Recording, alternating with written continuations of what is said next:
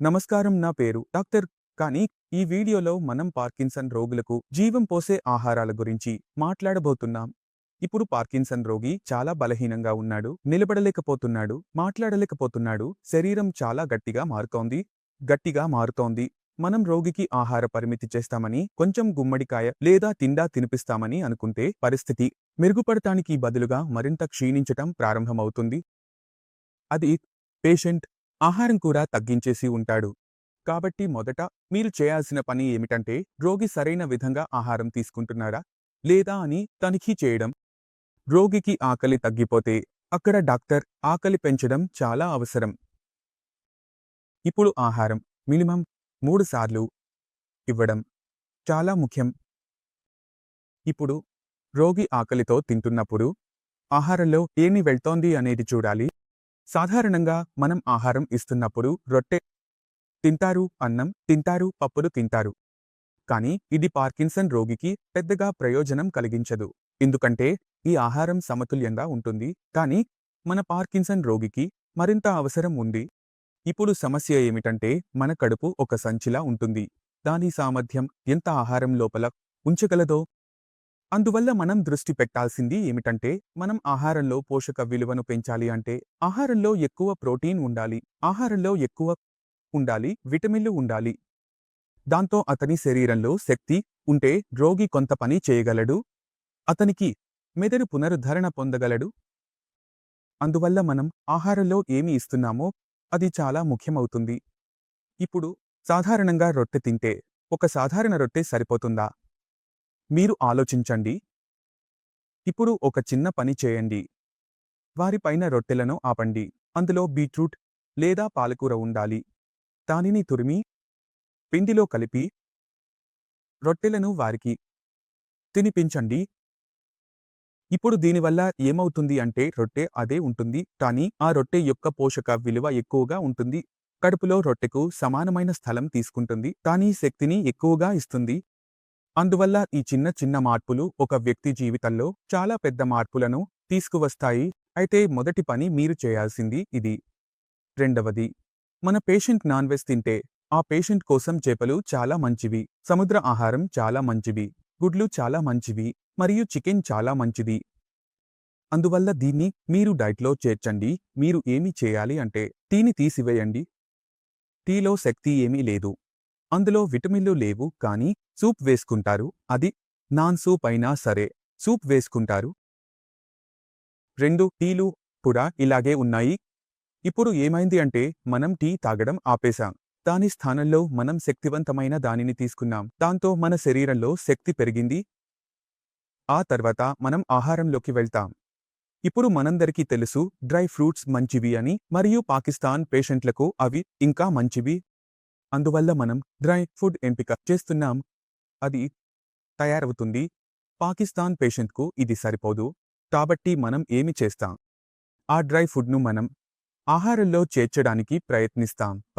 పనీర్ కూర తయారవుతున్నప్పుడు దానితో కొంచెం కాజు వేసి, రోడు వేసి, అప్పుడు ఏమైంది?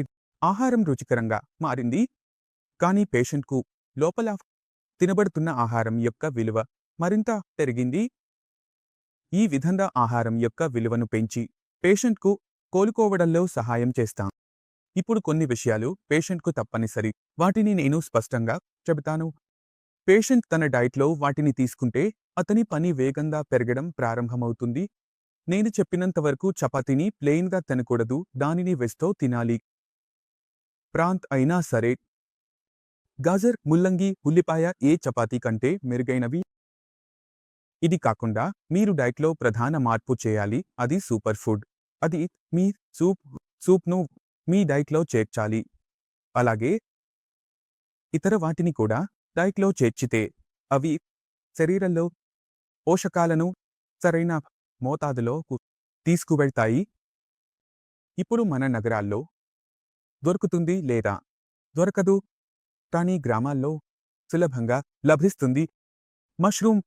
మష్రూమ్ను కూడా మనం ఎక్కువగా ఉపయోగించాలి, ఎందుకంటే మష్రూమ్లో మనకు అవసరమైన అమినో ఆమ్లాలు ఎక్కువగా ఉంటాయి, ప్రోటీన్ ఎక్కువగా ఉంటుంది, విటమిన్లు, ఖనిజాలు ఎక్కువగా ఉంటాయి. ఇవి పేషెంట్ యొక్క రికవరీలో సహాయపడతాయి.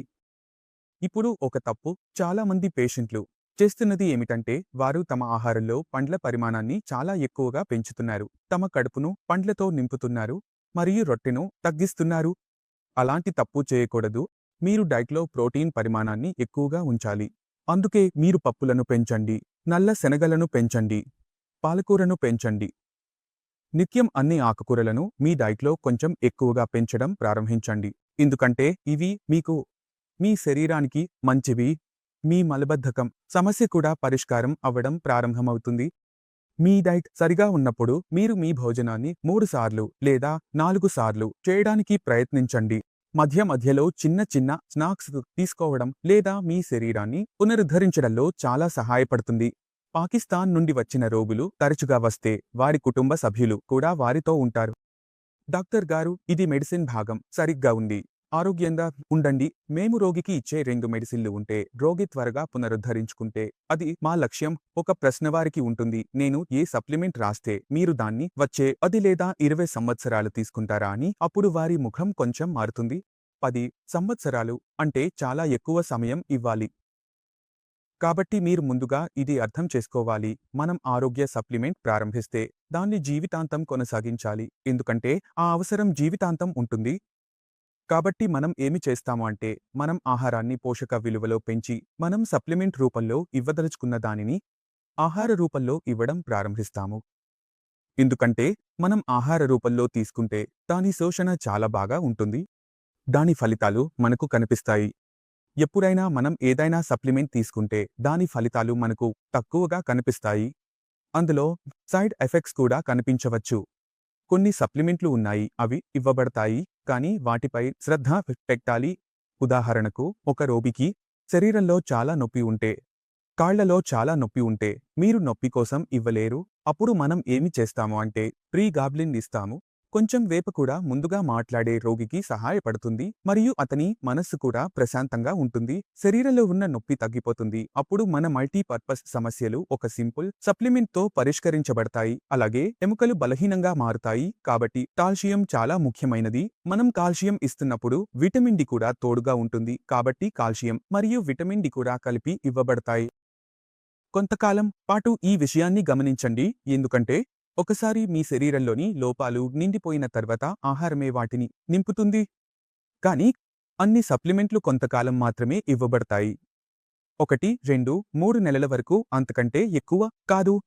ఈ సమయంలో మీ శరీరాన్ని చురుకుగా ఉంచడం అవసరం. ఆహారాన్ని మెరుగుపరుచుకోవాలి. తద్వారా జీవితాంతం దీన్ని తీసుకోవాల్సిన అవసరం ఉండదు. ఈ వీడియోతో మీరు చాలా విషయాలు తెలుసుకున్నారని నేను ఆశిస్తున్నాను. అయినప్పటికీ మీ మనసులో ఏదైనా సందేహం ఉంటే, ఏదైనా అడగాలనుకుంటే ఎప్పుడైనా స్వాగతం. ముందుకు కూడా కలుసుకోవచ్చు. ఇక్కడితో ముగుస్తుంది. మళ్ళీ కలుసుకునే వరకు తదుపరి వీడియోలో కలుద్దాం. నమస్కారం.